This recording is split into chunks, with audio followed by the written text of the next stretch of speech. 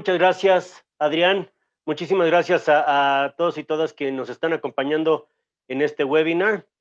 Como dijo Adrián, llevo más de 20 años en todo este mundo de las interacciones humanas y en la educación, sobre todo para adultos, que es básicamente congresos y convenciones. La parte del contenido se refiere mucho a la educación de adultos, y entonces es un tema que a mí me ha agradado mucho y donde he tenido la oportunidad de hacer un poquito de investigación. Entonces, si me permiten, voy a compartir mi pantalla y vamos a empezar con nuestra presentación acerca de la neuroquímica del aprendizaje. Voy a decir algunas cosas que van a ser un poquito básicas, un poquito obvias. Me voy a meter un poquito más a cosas que no son tan comunes. Entonces, si estoy diciendo algo que ya saben, por favor, denme un poquito de paciencia. Pero bueno, primero lo primero. Ya todo el mundo tenemos nuestra cámara apagada, pero vamos a darle a los 3 puntitos que están sobre nuestra imagen en la esquina superior derecha, y le vamos a pedir que nos esconda a nosotros de la pantalla. Y ahorita les voy a decir por qué tiene algo que ver con Zoom, y es algo que podemos aplicar con nuestros alumnos, porque hay algo que está sucediendo mucho, que es la fatiga por Zoom, que nos pasa tanto a estudiantes como a maestros, a profesionales, absolutamente todos. Y ahorita van a ver por qué esto de ocultar la visión personal, ¿no? Ya dijimos que vamos a parar nuestro video y vamos a poner Speaker View, ¿no? Ahí donde en la esquina superior derecha, donde dice View, vamos a poner, en lugar de galería, vamos a ver Speaker para que me puedan ver a mí nada más. No porque yo esté de fanático de mí mismo y quiera que solo me vean a mí, pero todo esto tiene que ver con la fatiga del Zoom. ¿Qué es lo que nos fatiga tanto del Zoom? ¿Qué es lo que pasa con Zoom que nos hace sentir tan cansados, no? Digo, hemos estado en ocasiones anteriores, hemos estado en la computadora quizás muchas horas y nunca nos habíamos sentido tan fatigados por el Zoom. Bueno, una de las cosas que nos han pasado es precisamente lo que están viendo ustedes en su pantalla ahorita, ¿no? Que tienen a todo mundo con la página prendida, todo mundo moviéndose, y es una especie de cacofonía para el cerebro. Pero sobre todo, tenemos, normalmente cuando tenemos la cámara prendida, obviamente estamos conscientes de nuestro propio video. Y no sé si a ustedes les pase, pero han estado en alguna situación en la que tengan un espejo constantemente, un espejo enfrente de ustedes durante mucho tiempo, empieza a ser como un poquito incómodo. ¿Por qué? Porque somos los principales escrutadores de nosotros mismos, ¿no? Y entonces cuando nos vemos al espejo, normalmente vemos cosas que otras personas no verían. Y sabemos nuestros defectos, sabemos nuestros problemas, sabemos nuestras preocupaciones. Y si nos estamos viendo al espejo, estamos nosotros mismos recordándonos todas esas cosas de nosotros mismos que no nos gustan. Entonces, cuando apagamos la visión de nosotros mismos, es precisamente como cuando estamos en el salón de clase, cuando estamos en una reunión, y yo se los recomendaría que lo hicieran con sus estudiantes que no se ven a ellos mismos. Cuando ellos están en clase, no hay ningún espejo en clase, y entonces no nos estamos viendo. No estamos viendo cómo reaccionamos. Yo ahorita ya no estoy viendo mi cámara, estoy como si estuviera enfrente de ustedes. Esa es una de las razones por las cuales nos fatigamos en el Zoom, porque estamos viéndonos constantemente y nos estamos escrutando. Entonces, no nos veamos por el momento, que ya tendremos tiempo de vernos al espejo cuando nos bañemos, que diga, después de bañarnos, cuando nos estemos peinando o nos cepillemos nuestros dientes. Pero además, ¿por qué fatiga el Zoom? ¿Por qué tenemos lo que llaman en inglés el Zoom gloom? ¿O por qué estamos tan fatigados? Bueno, lo primero es por la comunicación no verbal. Ustedes saben que el 80% más de lo que se comunica lo transmitimos por nuestra comunicación no verbal. Y entonces, ¿qué es lo que sucede? Yo ahorita estoy enfrente de ustedes, pero me están viendo desde el pecho para arriba. Su cerebro no puede interpretar cómo estoy sentado. Si hago algún ademán, lo tengo que hacer acá arriba para que ustedes me vean la cara y puedan ustedes ver o interpretar de cómo lo estoy, o qué es lo que estoy diciendo, o cómo lo deben ustedes de interpretar. De otra forma, es como cuando ustedes están con el celular prendido, pero están en una zona de no cobertura. Si ustedes se fijan al celular en una zona de no cobertura, se le va rapidísimo la señal, ¿no? La pila. Y es lo mismo que están haciendo con nuestro cerebro. Nuestro cerebro está buscando todos esos cues, todas esas claves no verbales en la conversación, y como no las ve, se la pasa buscándolo. Entonces, al haber ausencia de comunicación no verbal, el cerebro se cansa más. La vista de galería contra la vista de speaker. Cuando tenemos la vista de galería, y lo vieron en la diapositiva anterior, ustedes están viendo muchas ventanitas, muchos ademanes y mucha gente moviéndose. Y entonces, ¿qué pasa? Están constantemente distrayendo la atención y están viendo otras cosas y están haciendo otras. Y entonces su cerebro se distrae, se regresa, se distrae, se regresa, se distrae, se regresa. Y vamos a hablar un poquito más adelante de qué es lo que ocasiona eso en el cerebro, porque les tengo una sorpresa y una noticia. El multitasking no existe. Sencillamente no existe, es imposible para el cerebro hacer multitasking. Y no nos referimos a las actividades que no requieren ningún pensamiento, porque podemos, no sé, caminar y hablar al mismo tiempo, ¿no? Me refiero a que el cerebro no puede poner atención a dos cosas al mismo tiempo, por mucho que mi esposa diga que sí, no se puede. Y les voy a explicar por qué un poquito más adelante. Entonces, cuando estamos viendo la vista de galería, estamos distrayéndonos muchísimo y entonces no estamos pudiendo poner atención y no estamos pudiendo fijar nuestra atención. Eso cansa muchísimo al cerebro. La atención parcial continua. ¿Por qué? Porque cuando estamos nosotros enfrente de la computadora, tenemos otra serie de estímulos. Como no hay multisensorialidad, básicamente todo lo que estamos haciendo es a través de la vista, cualquier otro estímulo nos va a distraer. Y entonces tenemos una atención parcial continua. Continuamente estamos checando el WhatsApp, o estamos viendo hacia otro lado, o estamos en otros lugares, ¿no? Entonces es importante que tratemos de mantener esta atención. Y no hay conversaciones paralelas. Y ustedes dirán, bueno, pues en mi salón de clase lo que no quiero son conversaciones paralelas. No, lo que sucede es que cuando algo nos impacta, por lo menos tenemos comunicación con el de al lado, lo vemos, comentamos, a lo mejor en voz bajita decimos, oye, esto no me parece, sí me parece. Y entonces ese tipo de conversaciones lo que hacen es armar sinergia y nos ayudan a mantenernos más pendientes y más, hay una palabra en inglés, engaged, que nunca no he encontrado la traducción en español, pero nos ayuda a mantenernos más metidos en la conversación. Entonces, esos son algunos de los factores por los cuales nos cansamos tanto en Zoom, y que si podemos nosotros como maestros o como quienes damos contenido, si podemos hacer esa parte de jugar con esto y hacer una clase más dinámica y tener esto en consideración, vamos a poder entregar mejores contenidos. Eh, Esto ya, ¿por qué vernos no es sano? Ya lo platiqué. Bueno, vamos a meternos y nos vamos a regresar a la preparatoria quizás, y vamos a ver un poquito de cómo funciona nuestro cerebro. Y si ustedes tienen un poquito o se acercan a mi edad, muchas de las cosas que voy a hablar no estaban todavía cuando estaba en la prepa, por lo menos no cuando yo lo estaba.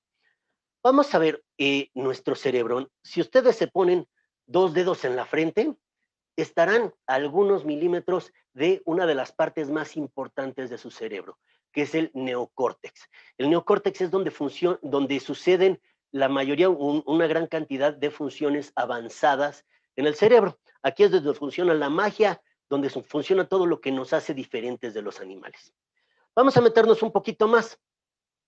Y vamos a meternos, no voy a explorar todo el cerebro porque no nos atañe aquí, nos vamos a meter más hacia el lóbulo parietal medio, y nos vamos a clavar en el sistema reptiliano, el cerebro reptiliano, o lo que llaman el sistema límbico.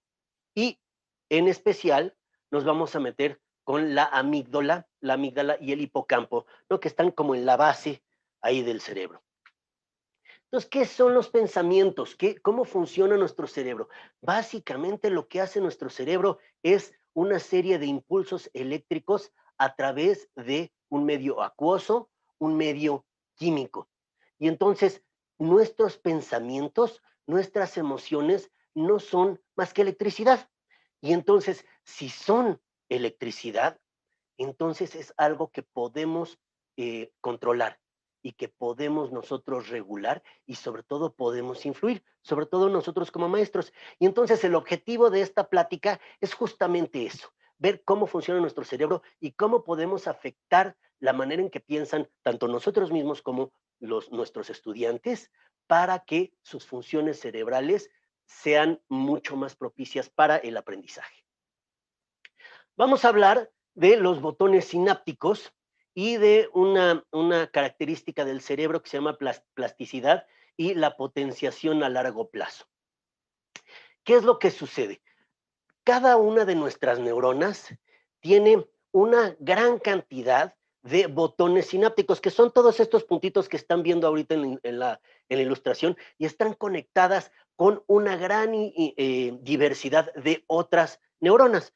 ¿Se acuerdan de las dendritas, de los axones? Bueno, esto es lo que usan las neuronas para conectarse y lo hacen a través de botones sinápticos. ¿Qué es lo que sucede cuando tenemos una emoción o un pensamiento?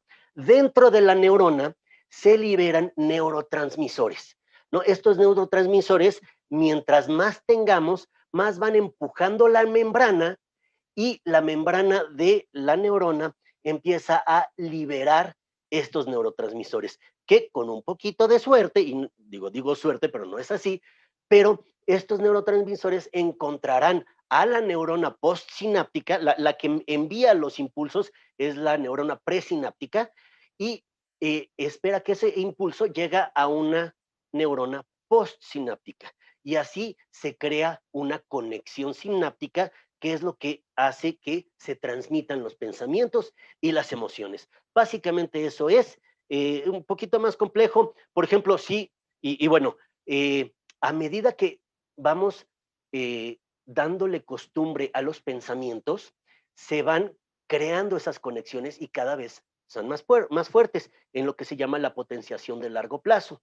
Por eso, ustedes, cuando se aprendieron su teléfono, ustedes se aprendieron el teléfono y no fue instantáneo, sino que requirieron repetición y repetición y repetición hasta que se les quedara fijado. Algo así sucede con las neuronas. Supongamos que una neurona no tiene una emoción, no tiene un pensamiento así muy recurrente y entonces no ha formado una conexión sináptica con otra neurona. Lo que hace la neurona es que empuja estos neurotransmisores hasta que rompen la membrana y se crea un evento que le llaman mini. Y este evento lo que hace es que segrega estos neurotransmisores y se quedan ahí como flotando entre neuronas hasta que a fuerza de la repetición la neurona posináptica dice, la neurona presináptica me quiere decir algo y entonces empieza a generar receptores para estos neurotransmisores y a medida de que hay repetición y hay fortalecimiento de ese vínculo, se va creando una nueva conexión y entonces se va creando esta potenciación a largo plazo. Se generan conexiones más duraderas, más fuertes, ¿no? Y mientras más lo hacemos, más fuerte es. Pero nuestro cerebro tiene otra gran característica que es la plasticidad. Y esto quiere decir que puede cambiar, ¿no? Las personas efectivamente sí cambian. Si ustedes creen que las personas no cambian, pues en realidad es que la persona no quiere cambiar. Pero de que podemos cambiar y de que la gente puede cambiar, de que podemos cambiar a nuestros estudiantes a nivel físico y fisiológico, esto es un hecho comprobado y se hace por medio de la plasticidad y la potenciación de largo plazo, ¿no? Vamos a meternos un poquito más a esto adelante. Ahora, déjenme, les presento a Rodrigo. Rodrigo es un hombre de Cromañón, ya es un Homo sapiens, pero todavía no es un hombre evolucionado, pero ya tiene pensamientos. Y entonces Rodrigo está en la era cuaternaria, está muy a gusto, él está disfrutando de la vida y está viendo las plantitas y no tiene ningún tipo de preocupación en el mundo. Y de pronto escucha un ruido y dice, hay un ruido. ¿Qué es lo que puede hacer? Inmediatamente su cerebro se hace tres preguntas. Ahora, recuerdo que estamos ahorita en nuestro cerebro reptiliano. Se le llama reptiliano porque es el menos evolucionado de nuestro cerebro. Es nuestro cerebro el que compartimos con otros animales, ¿eh? Entonces, por eso nos estamos yendo hasta acá, aunque nuestro cerebro realmente no ha evolucionado gran cosa en todos estos miles de años, ¿no? Pues Rodrigo escucha este ruido y se hace inmediatamente 3 preguntas. Oh, viene algo. ¿Qué pasa? ¿Me puede comer? La primera pregunta que se hace Rodrigo es, ¿me puede comer? Si la respuesta es no, naturalmente Rodrigo se hace una segunda pregunta. Y dice, perdón, es ¿me puede comer? La segunda es, ¿me lo puedo comer? Y entonces, si no me lo puedo comer, entonces la tercera pregunta que se hace el ser humano es, ¿me puedo aparear? ¿No? Esas son las 3 preguntas que se hace el cerebro humano inmediatamente en el momento que recibe un estímulo fuerte, ¿no? Y entonces el cerebro ya toma una decisión de una manera muy rápida de lo que llaman en inglés el fight or flight. Y yo le agregaría el fight, flight or freeze, ¿no? Si vamos a pelear contra esa persona, ya sea que me pueda comer, si digo, si me va a comer y no puedo escapar, pues entonces tengo que pelear por mi vida, ¿no? Entonces, o si me puedo escapar, flight, si me puedo ir, o si me quedo congelado. Hay veces que el cerebro se queda completamente congelado y nos dice, estemos como zarigüeyas, totalmente quietos. Cuando se acerca un oso, quedámonos totalmente quietos para que se vaya. ¿Ok? Esa es la decisión que toma el cuerpo humano, ¿no? Corre o se queda congelado. O, bueno, ya si la respuesta es que sí se puede aparear, pues ya empiezan a segregar otro tipo de químicos para, eh, para empezar a cortejar a la persona del sexo opuesto, ¿no? Eso es lo que hace nuestro cerebro. Y como les digo, el cerebro no está tan evolucionado como para que esto haya cambiado. Lo que pasa es que la vida moderna ya es un poquito diferente. La vida moderna ya nos dice otro tipo de cosas. Ya no tenemos un tigre dientes de sable persiguiéndonos, eh, que es lo que sucedería aquí, pero tenemos otro tipo de estímulos. Y entonces, ¿qué pasa? Cuando el diente de sable atacaba a este muchacho Rodrigo, ¿qué es lo que sucedía en su cerebro? ¿Qué químicos se agregaba? Lo primero que hace es, obviamente, alertar al sistema nervioso. Es decir, hay un ruido, alértate, despiértense neuronas, despiértate cuerpo, porque es muy probable que entremos en acción en este momento, ¿no? Eso es una respuesta de estrés. Lo que tiene Rodrigo en ese momento es estrés. Y básicamente lo que está segregando el cerebro de Rodrigo es adrenalina y cortisol. La adrenalina, o también conocida como norepinefrina, es un excitador del sistema nervioso central. Y ahorita vamos a hablar del sistema simpático, pero la adrenalina básicamente es eso, y todos lo hemos vivido, todos lo hemos visto, cuando de pronto abrimos una puerta y no sabíamos que estaba ahí una persona y nos espanta y ¡ah! ¿No? Luego sentimos ese adrenalinazo, ¿no? Y sentimos como nos despertamos y todo, de repente, ay, ok, no pasó nada. Esa es exactamente la respuesta del cerebro y es la misma que cuando Rodrigo estaba viendo al tigre dientes de sable, y lo mismo tenemos ahorita nosotros. Y entonces, el tema y lo que estamos viviendo en nuestra era moderna es que ya no tenemos dientes de sable, pero ya tenemos una presión constante, y es lo que es el estrés. El cortisol lo que hace es una sustancia que inhibe el pensamiento, inhibe el raciocinio, dice, tú deja todo y ten una reacción. Si vas a pelear es ahorita, si vas a correr es ahorita, si te vas a congelar es ahorita. Eso es lo que hace el cortisol. Y así, si vamos manejando otro tipo de sentimientos, por ejemplo, cuando sentimos alegría o felicidad, que no es lo mismo estar alegre que ser feliz, ¿no? Cuando estamos alegres segregamos dopamina. Por cierto, como cuando comemos chocolate, estamos segregando dopamina, ¿no?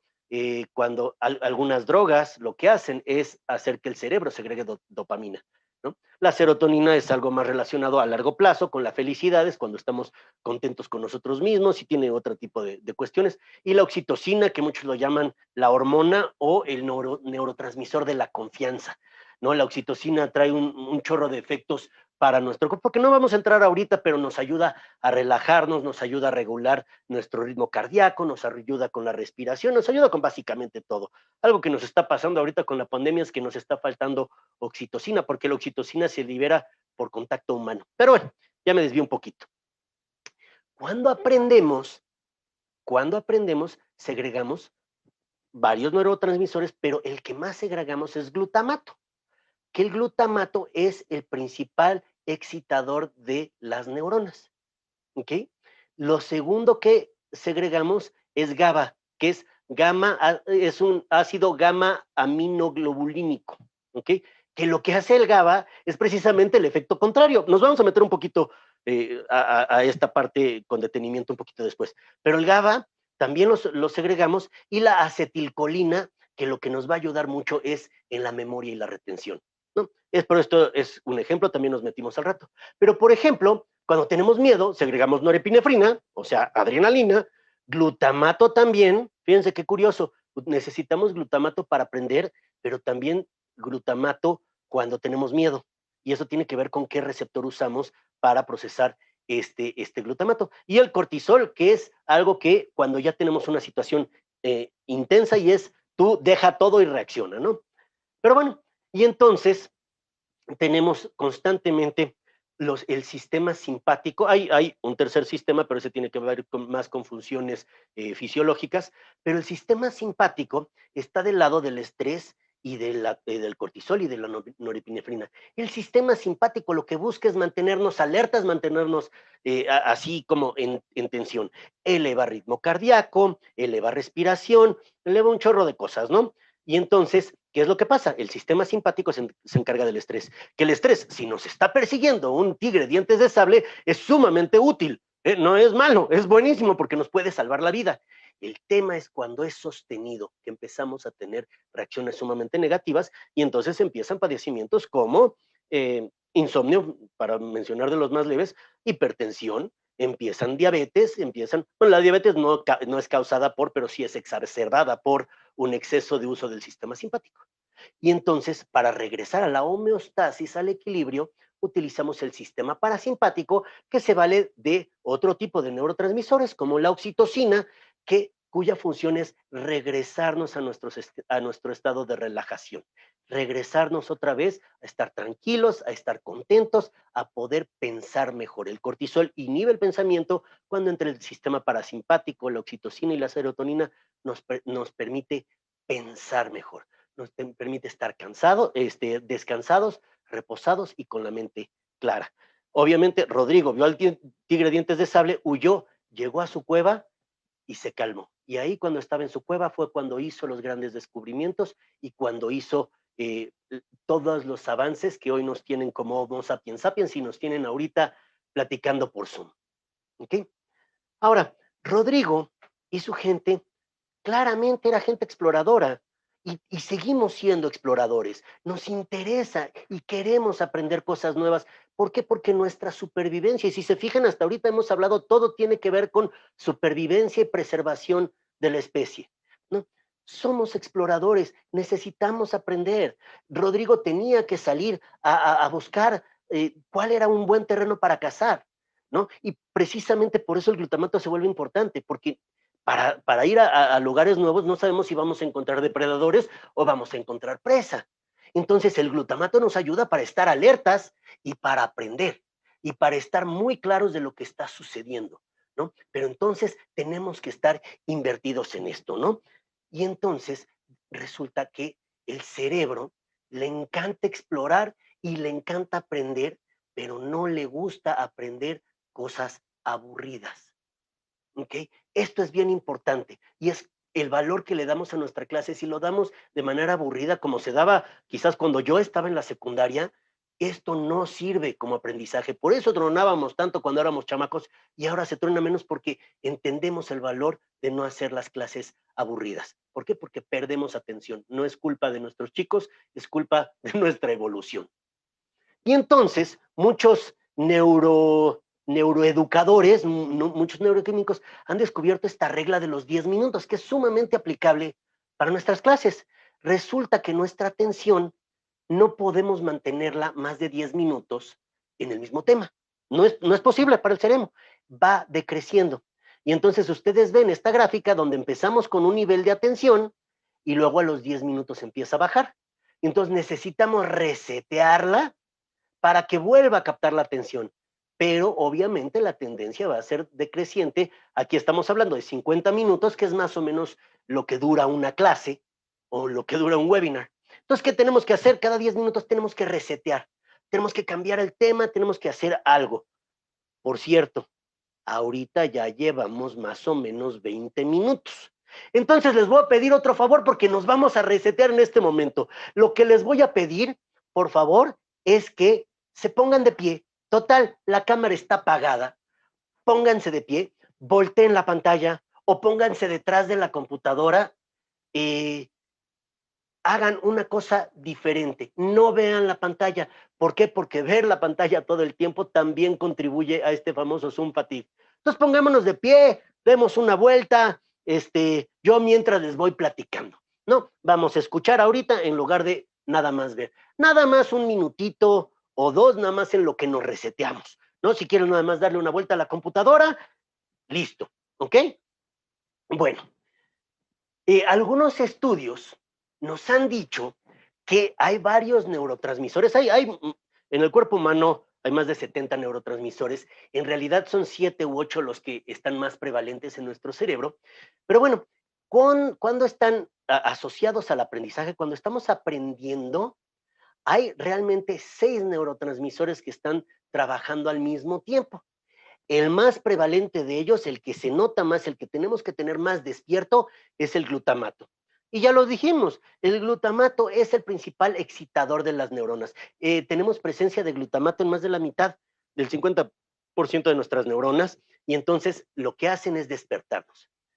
Y luego, empatados en segundo lugar, tenemos este gamma, ácido aminoglubutírico, tenemos la dopamina y tenemos la acetilcolina. Fíjense cómo se mete ahí la dopamina, que la dopamina tiene mucho que ver con nuestro sistema de recompensas, ¿no? Y en menor medida tenemos a la serotonina y a la norepinefrina, que la serotonina tiene mucho que ver con cómo nos sentimos acerca de nosotros mismos en un plano no de ahorita, sino de normalmente. Una persona con niveles saludables de serotonina es una persona que tiene buena autoestima, que tiene buena satisfacción personal, que tiene buenas relaciones interpersonales. No nos metemos en eso. Y la norepinefrina, otra vez la famosa adrenalina, ¿no? ¿No? Entonces, la norepinefrina, que está muy, muy relacionada con el estrés, también está involucrada aquí. Y entonces vamos a analizar ahorita por pares. Vamos a primero analizar el glutamato con el GABA, la dopamina con la acetilcolina y la serotonina con la norepinefrina.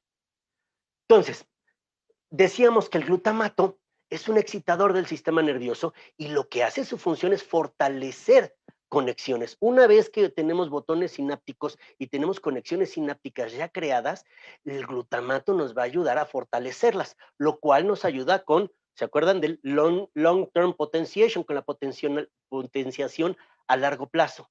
Tenemos que tener glutamato para tener conexiones fuertes. Nos ayuda obviamente con la plasticidad cerebral porque pues neuronas bien ejercitadas, con buena motilidad, nos ayuda a mover nuestro cerebro mejor. Y como les decía, es el neurotransmisor más abundante que tenemos en el cuerpo cuando tiene que ver con aprendizaje, porque se encuentra en más de la mitad de nuestras conexiones sinápticas. El glutamato es sumamente importante. Y el glutamato tiene diferentes tipos de receptores, ¿no? Y entonces cuando estamos aprendiendo, soltamos glutamato, pero ese glutamato tan rápido como un pensamiento puede convertirse en miedo. ¿Por qué? Porque otra vez estamos descubriendo algo nuevo, estamos explorando y existe este método de excitación, de expectación, que muy rápidamente se puede tornar en este estímulo de pelear o correr, de fight or flight. ¿Okay? Y por el otro lado, tenemos el GABA. El GABA, curiosamente, lo que hace es inhibir el potencial de acción. ¿Qué es el potencial de acción? Es cuando una neurona recibe un estímulo eléctrico, un pensamiento, eso se llama un potencial de acción. Ya lo que hace esa neurona con esa acción depende de la neurona. Ahí ya ve si la transmite o si tiene receptores o no tiene receptores. Entonces el GABA es un inhibidor del potencial de acción. Es, oye, pero espérame, ¿por qué estamos excitando neuronas y luego las estamos inhibiendo? Bueno, ojo, el GABA está presente en 30 a 40% de las conexiones cerebrales, ¿no? Solo por debajo del glutamato. Entonces, sí vamos a poder mantener ese principio de excitación, pero necesitamos también regular esa excitación.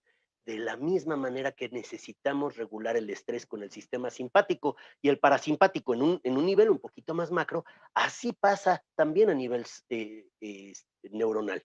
Y entonces entramos al concepto Ricitos de Oro. ¿No se ríen? Pues, ¿se acuerdan que Ricitos de Oro entró a la casa y probó las 3 sopas? Y esta estaba muy caliente, y esta estaba muy fría, y esta estaba perfecta. Es lo que hace nuestro cerebro y lo que tenemos que ayudar con un ambiente propicio como maestros. Tenemos que excitar las neuronas de nuestros alumnos, pero manteniendo un equilibrio entre la excitación y la relajación, ¿ok? Para que puedan entrar otros neurotransmisores, como la acetilcolina, que la acetilcolina es un pegamento, nos ayuda con la memoria. ¿Por qué? Porque nos ayuda a codificar recuerdos. Vamos a hablar un poquito de codificación de recuerdos poquitito más adelante, pero nos ayuda a darles una codificación a los recuerdos, a guardarlos en la gaveta que les corresponde si ustedes quieren, ¿no? Y entonces lo que hace la acetilcolina es que aumenta la fuerza del potencial de acción. Ahora, otra vez con la cava lo bajamos, la acetilcolina, ya que dijo, me voy a aprender esto, lo voy a memorizar, aumenta el potencial de acción, ¿no? Y lo que hace la acetilcolina es que nos ayuda a reforzar los botones sinápticos, este famoso long term potentiation, la potenciación de largo plazo. ¿Qué es lo que nos ayuda la acetilcolina? Y al final del día nos ayuda a que los aprendizajes se nos queden. Y por el otro lado entra la dopamina, ¿no? Que la dopamina nos ayuda a un aprendizaje emocional. Hay dos tipos de memoria y los vamos a ver un poquito más adelante. Uno es automático y uno es esforzado. La dopamina nos ayuda a que ese aprendizaje se haga emocional. Cuando tenemos emociones, las retenemos más fácil. Y entonces, ¿qué hace? Cuando aprendemos algo, se siente padre. Ustedes mejor que nadie me estarán de acuerdo conmigo. Se siente padre aprender algo nuevo, se siente padre aprender algo que no sabemos. Bueno, cuando tenemos y asimilamos conocimiento, nuestro sistema de recompensas, que también se encuentra muy cerca de nuestro hipotálamo, segrega dopamina y nos dice, bien, aprendiste, qué buena onda, hoy sabes algo nuevo y nos sentimos requete re bien. ¿Ok?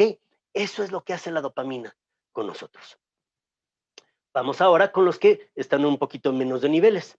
La serotonina es el neurotransmisor de la felicidad y nos ayuda a tener memoria emocional y memoria social. Nos ayuda a interpretar emociones, a interpretar situaciones sociales. Por eso es tan importante y es importante también durante el aprendizaje, porque cuando aprendemos en grupo, nos ayuda la serotonina a que esa memoria se nos quede y a que esa interpretación se transforme en conocimiento de manera mucho más eficiente. Y por otro lado tenemos la norepinefrina, que la norepinefrina está relacionada con el estrés. Y otra vez es un excitador neuronal. De verdad, tenemos neuronas bipolares porque van para arriba, para abajo, para arriba, para abajo, pero nos tiene en un equilibrio. Y la norepinefrina nos pone atentos. Y entonces vamos a tener en el aprendizaje una relación interesante con el estrés que les voy a platicar en un minutito. Entonces, la memoria en el aprendizaje.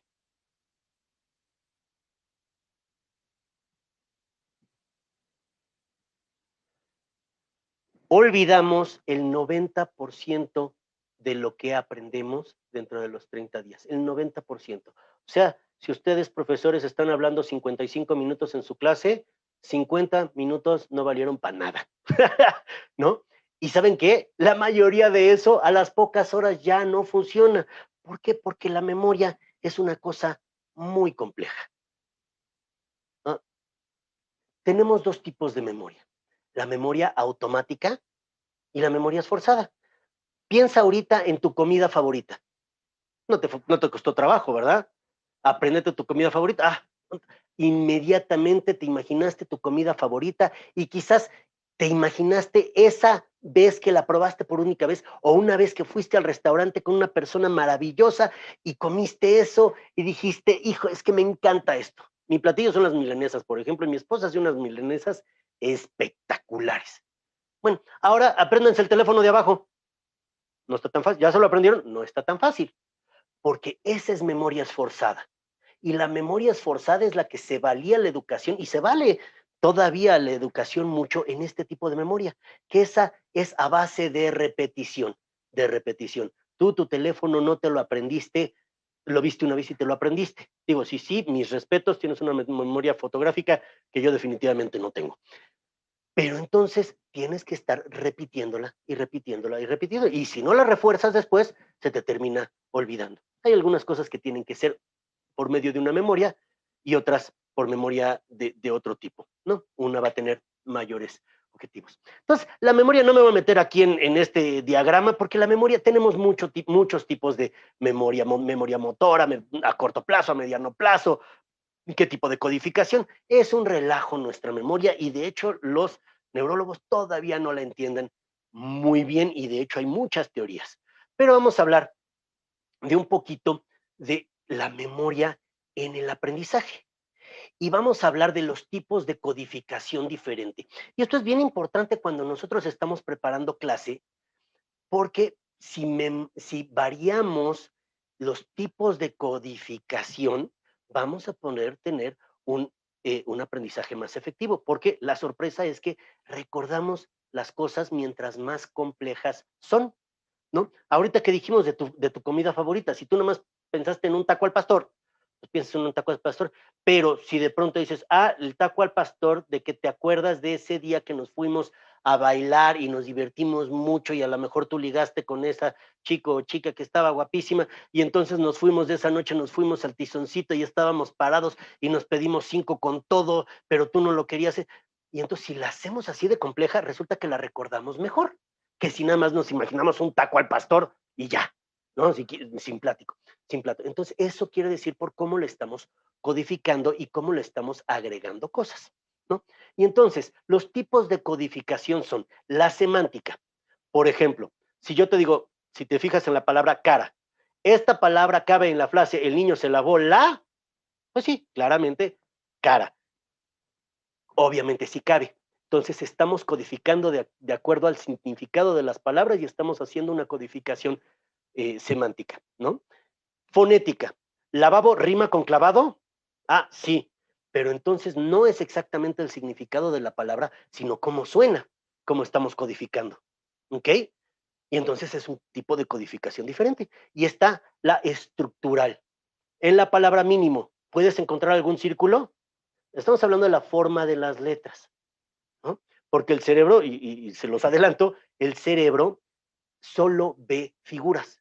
Las letras no son más que figuras para el cerebro y entonces por eso las letras tienen que tener ciertas características para que nosotros podamos reconocerlas como escritura. Bueno, y estos tres tipos de codificación de la memoria se fortalecen por medio de la repetición. ¿Okay? Y otra vez, no es repetir como merolicos, dígalo 10 veces rápido y ya lo tenemos repetido. No, tiene que llevar su cadencia, tiene que llevar su ritmo y tiene que tener una secuencia, la repetición. ¿Ok? Porque son refuerzos. Tenemos que darle espacio al cerebro de que asimile, codifique, repita, asimile, codifique, repita. ¿Y qué es lo que está haciendo eso? En nuestras neuronas está creando conexiones sinápticas específicas para eso. Por cierto, ya nos estamos acercando a los 30 minutos. Y entonces les voy a pedir, vamos a hacer otro tipo de reset. ¿Y qué es lo que vamos a hacer? Pues vamos a cambiar el tema, ¿verdad? Yo me acuerdo que tenía 13 años, estaba en casa de mis papás y estaba esta chavita que me encantaba, caray. Híjole, Lorena, qué cosa, era preciosa la niña. Y de repente alguien dijo, vamos a jugar botella. Era la primera vez que yo jugaba botella y ¿qué creen? Gané. ¿Se acuerdan ustedes de su primer beso? Seguramente sí. Dicen que el primer beso no se olvida. ¿Por qué no se olvida el primer beso? Porque viene cargado de emociones. ¿Ok? Las emociones, cuando algo tiene carga emocional, consumen mayor atención en el cerebro. Si logramos hacer que nuestros alumnos se involucren emocionalmente con el aprendizaje, entonces vamos a tener mayor atención por parte de ellos. Por eso no se nos olvida el primer beso. Y por eso, pues podemos de repente hacer varias cosas, ¿verdad? Pues no, como les dije, el multitasking, chicos, no existe, no hay tal, no. Ustedes creen que, ay, y sobre todo, algunas mujeres dicen, ay, yo puedo escuchar esto y hablar de acá y de... No, lo que hacen las mujeres muy bien, y por cierto, el cerebro de la mujer es fisiológicamente diferente del hombre. Ojo, no estoy diciendo mejor o peor, nada más diferente. Tiene algunas partes más grandes y algunas más pequeñas que el cerebro masculino. Todavía no sabemos si eso es bueno o es malo para un sexo o para el otro. Pero bueno, la cuestión es que el multitasking no existe. Lo que existe es una gran habilidad para distraerse muy rápido, así como lo oyen, porque cada vez que cambiamos de tarea, el cerebro pasa por 4 etapas, siempre, siempre. Primero, manda sangre al córtex prefrontal, mandando como una señal, ¿no? Podemos cambiar. O sea, primero viene un estímulo, un ruido, ¿no? Externo, o algo pasó rápido. Y entonces, una parte de nuestro cerebro que siempre está vigilante, dice, oh, algo pasó allá. Y entonces, en ese momento, esta partecita de nuestro cerebro dice, ok, te vamos a dar permiso de cambiar. Porque hay veces, y ustedes lo saben, de repente están tan clavados en algo y están tan metidos en algo, que de repente, oye, te hablé y ni me hiciste caso, ni te escuché. Oye, pero te estaba gritando aquí cerca. No te escuché porque estaba clavado, porque esta parte de mi cerebro dijo, no, no te distraes porque ahorita te estás clavando en esto. Entonces, tu cerebro sí lo escuchó, pero no lo trajo a tu consciente.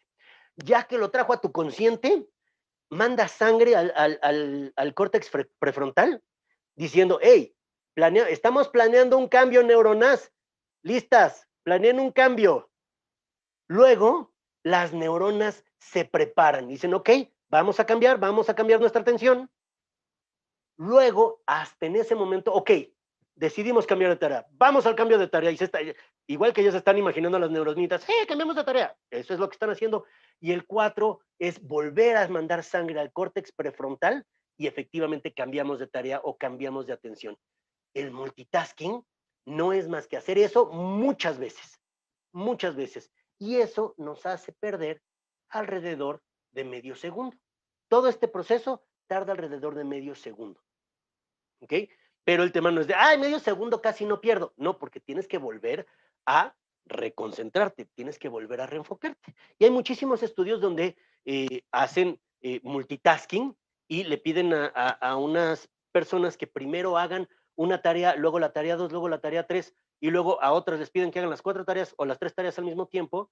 El segundo grupo tiene hasta un 50% más de errores y tarda un 50% más de tiempo en completar las tareas. Entonces, ojo, con nuestros alumnos, enfoquémoslos, no los hagamos, por favor, no los hagamos hacer varias cosas al mismo tiempo que requieran atención.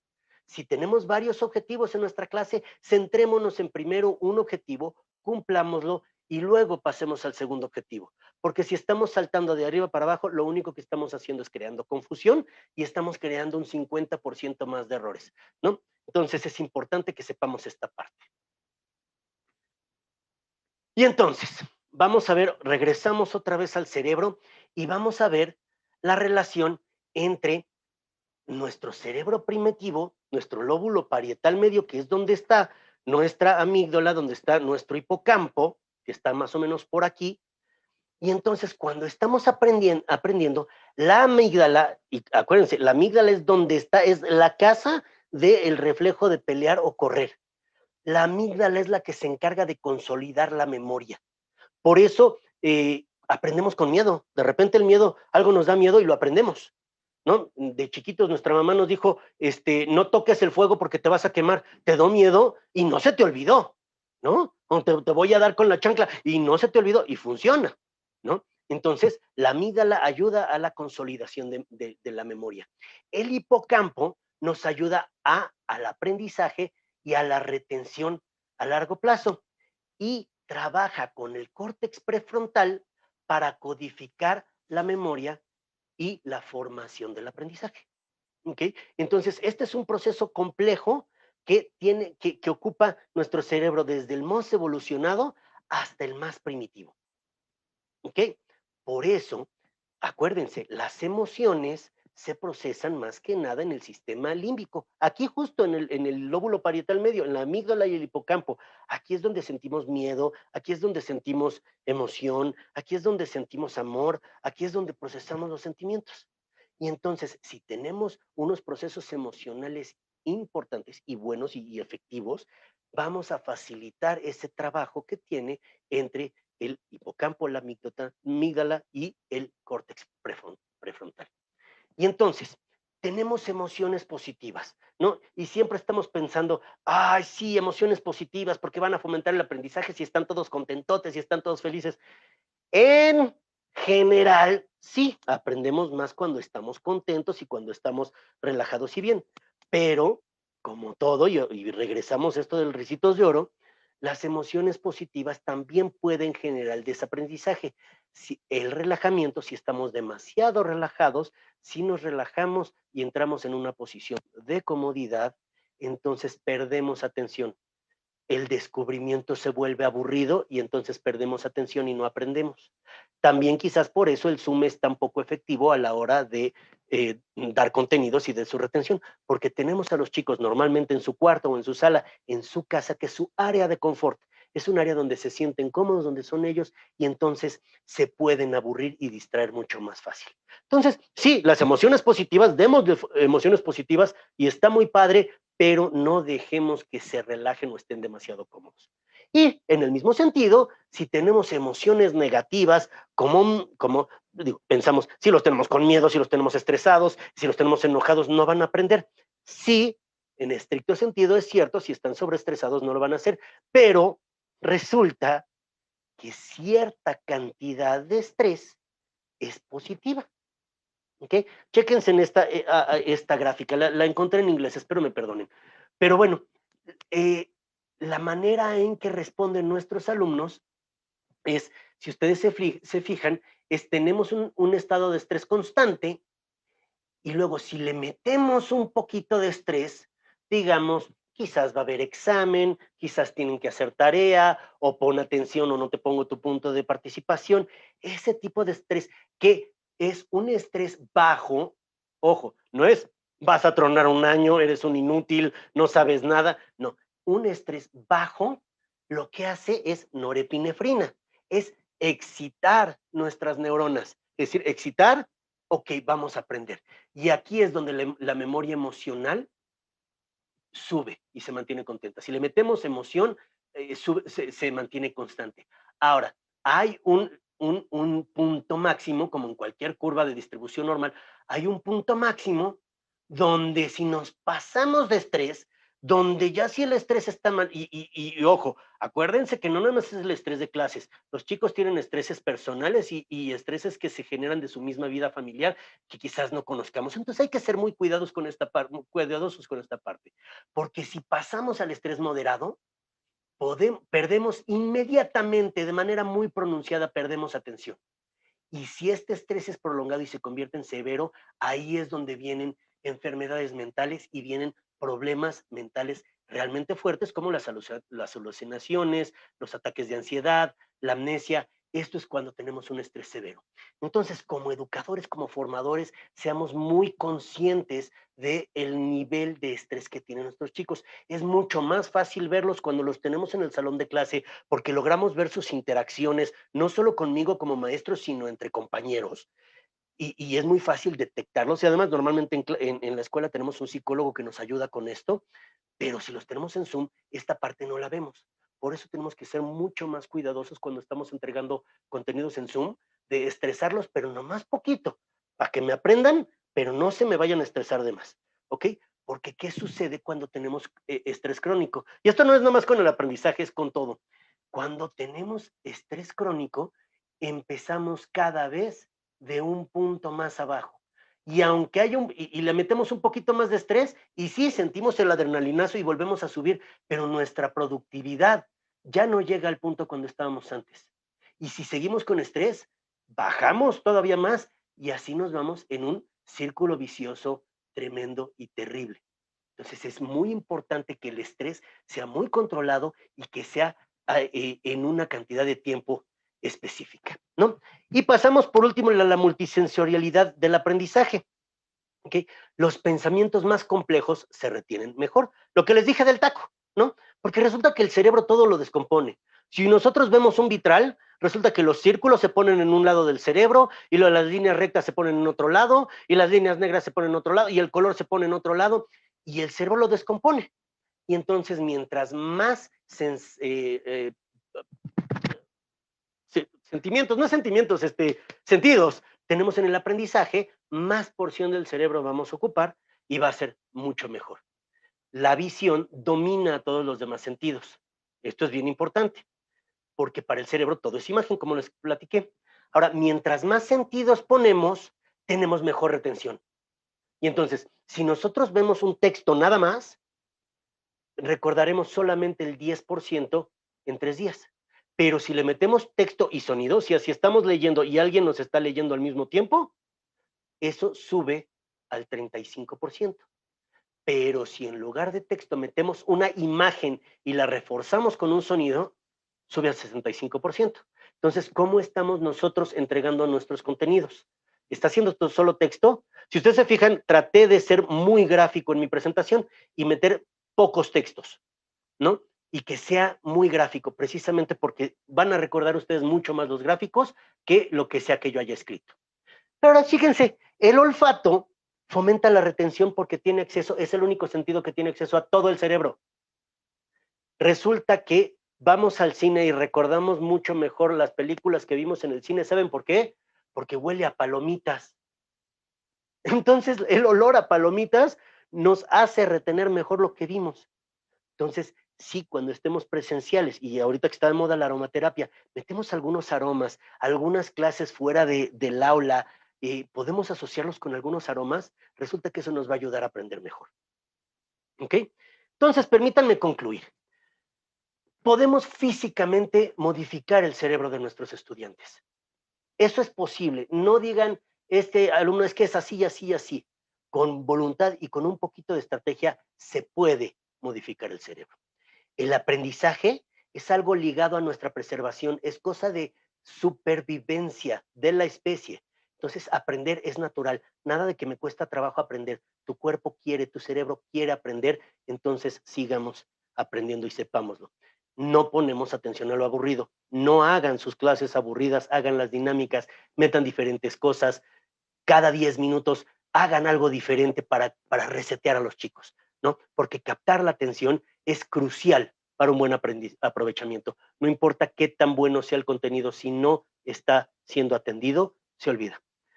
Las emociones captan más atención. Encontremos la manera de hallar un vínculo emocional entre lo que estamos estudiando y lo que estamos enseñando y la vida de los chicos. Si logramos encontrar esa parte, vamos a fomentar la memoria y el aprendizaje y van a ver que las calificaciones solitas van a subir. Las vivencias se traducen en memoria automática. Tratemos de que vivan nuestra materia, de que lo hagan una cuestión interior, una cuestión de nosotros mismos, porque hace la memoria más compleja y por ende la retención. Y el estrés nos alerta y en su justa dimensión es bueno. No, ni tanto que queme al santo, ni tanto que no lo alumbre. Este es básicamente, y mientras más sentidos involucremos, mejor será el aprendizaje.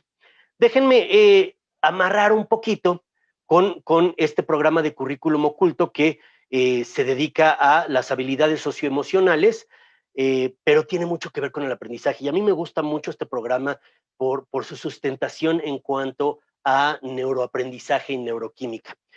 Si no saben, estoy seguro que alguien de experiencias académicas estará más que contentos de explicarles lo que es el programa, pero no quisiera yo que esto se convirtiera en una explicación del proyecto, ya habrá tiempo.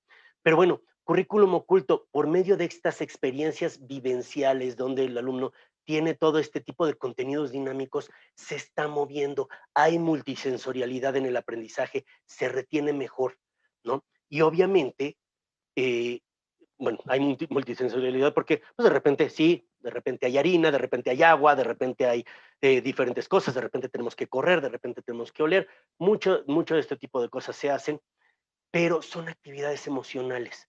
se cargan a la emoción, cómo se transforma esta actividad a la vida personal y a la interpretación personal de cada uno de nuestros chicos, se vuelven actividades emocionales. Entonces, el aprendizaje se vuelve mayor y cuando están más acostumbrados a aprender, sus conexiones sinápticas son mucho más positivas. Y entonces, pues eso es lo que nos da, ¿no? Un aprendizaje mucho más eficaz.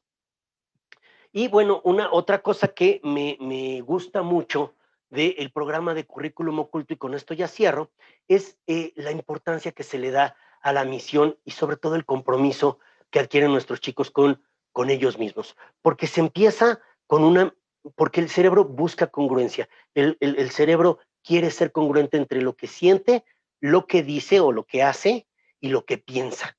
Es una homeostasis, queremos el equilibrio. Y si uno de esos tres está diferente a lo que está pasando, inmediatamente el cerebro va a querer corregir. Entonces, ¿qué es lo que hace currículum oculto? Empieza con una evaluación cuantitativa inicial para ver de dónde estamos partiendo y luego los va acompañando y entrega una evaluación cuantitativa y cualitativa final. Nos dice, empecemos en punto A y llegamos a punto B. Pero si lo dejáramos ahí, como si fuera, es como una materia secuencial, si lo dejamos ahí, entonces encontraremos que esas conexiones postsinápticas que hemos logrado captar durante el programa completo de currículum oculto, se va a ir, si no hay refuerzo de LTP, de la potenciación a largo plazo, empieza a declinar. Entonces, el programa de currículum oculto termina con una presentación del chico o la chica ante sus padres. Es una presentación de PowerPoint tal cual, que puede ser tan bonita o tan fea, lo que sea, no importa tanto, es que es tan espectacular sea, pero cuando lo ponemos por escrito, ya no nada más, ya estamos metiendo multisensorialidad. Si lo estamos hablando, también estamos metiendo otros sentidos. Si es ante padres, tiene que ver la emoción, entonces la retención es mucho mayor. Y entonces, si ahí nos vamos a ver obligados a decir, papá, mamá, yo me comprometo conmigo mismo a ser mejor persona y a desarrollar mi comunicación no verbal, o mi liderazgo, o mi trabajo colaborativo, o lo que sea. Dice, yo voy a hacer estos pasos concretos para mejorar estos aspectos de mi vida, ya que lo puse por escrito, ya que se los dije a mis papás y les metí una carga emocional, mi cerebro automáticamente va a alinear lo que yo puse con lo que yo siento y con lo que yo pienso. Y al cabo de esa congruencia es como va a cambiar mi cerebro y puedo cambiar y puedo ser una mejor persona. Les agradezco infinitamente, de verdad, sus atenciones. Voy a pasar a la siguiente, por si algo se les falló, les recuerdo que estamos grabando esta sesión y la vamos a poner en nuestro canal de Aula Invertida, que es un canal que apoya a los maestros en desarrollo de contenidos y en preparación de clase por medio de cápsulas de historia, de biología, de literatura, etcétera. Pero bueno, ahí vamos a subir los contenidos de este webinar y todos los que vayamos teniendo. Entonces, se los agradezco muchísimo. Les llegará la información por vía correo electrónico. Ahí están mis datos, mis redes sociales. Si quisieran algún tipo de contacto personal, si quieren hacerme una pregunta, yo encantado de la vida de platicar con quien sea y con todos ustedes. Mil gracias por toda su atención. Finalmente, ante cualquier duda, comentario, información extra que les gustaría recibir de nuestra parte, aquí nos mantenemos a sus órdenes en estos medios, en el correo, en el teléfono, en nuestras redes sociales. Aquí vamos a dejar unos minutos nuestros datos de contacto. Siéntanse en la libertad de sacarle foto, tomar captura de pantalla. Aquí nos mantenemos a sus órdenes ante cualquier duda o comentario. Si gustan también tener un poquito más de información a profundidad de lo que es nuestra metodología de currículum oculto, pues también estaremos encantados de atenderles. También aprovecho aprovecho para añadir que pues nos pueden encontrar en redes sociales, que son otro de nuestros medios más eficaces que pueden utilizar para recibir nuestra información de primera mano. En la mayoría de las redes estamos como Experiencias Académicas by DMS, y al igual que en YouTube nos pueden encontrar en nuestro canal Aula Invertida, como ya bien nos compartía Eric. Y bueno, también aprovecho para las personas que se unieron un poquito después durante el desarrollo del webinar, que aquí mismo vamos a resubir este mismo webinar en un par de días pues por si gustan volver a disfrutarlo y pues también por si saben de algún profesor a quien les sería de valor, también siéntanse en la libertad de compartirlo. Y pues bueno, queridos asistentes al webinar, muchísimas gracias por complacernos con este espacio en su agenda, porque sabemos lo valioso que es el tiempo de cada uno de los hoy presentes y pues nada, muchísimas gracias a todos y que tengan un excelente día. Nos mantenemos a sus órdenes. Muchas gracias.